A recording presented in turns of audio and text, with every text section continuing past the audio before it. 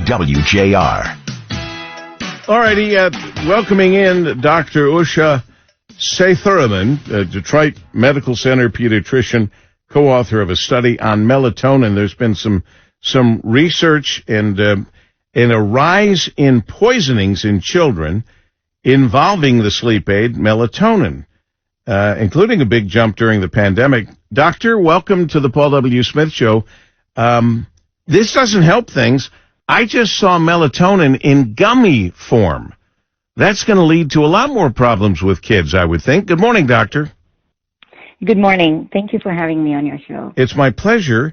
U.S. Poison Control Centers received more than 52,000 calls about children consuming worrisome amounts of that dietary supplement, melatonin. Talk to us.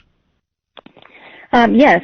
So we looked at the total number of calls that were made to poison control over the past decade, from 2012 to 2021. And we looked at these ingestions in children, and they were just melatonin in isolation. And what we found was that there was a 530% increase from 2012 to 2021 in the number of pediatric melatonin ingestions in people less than 19 years of age.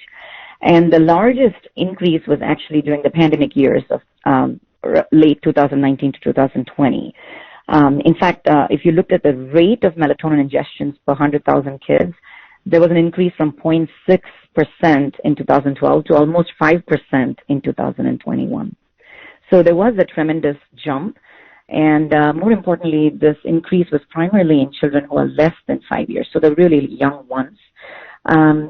There was an increase in melatonin-related hospitalizations, although because our data is limited by what we can find out from poison control database, we can't look at case records, so we don't know if those admissions were related actually to the melatonin ingestion. But there was an increase in hospitalization amongst children who had ingested melatonin. And that was a significant jump over the past decade as well. So yes, melatonin does come in various formulations. It could be tablets, it could be gummies, it could be syrup.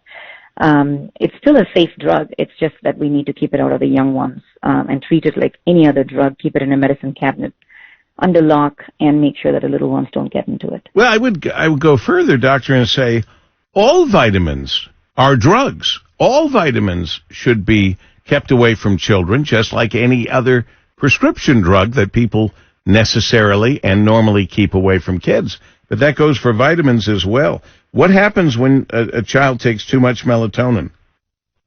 So melatonin, I do want to reiterate that majority of the kids actually did well. They were just managed at home.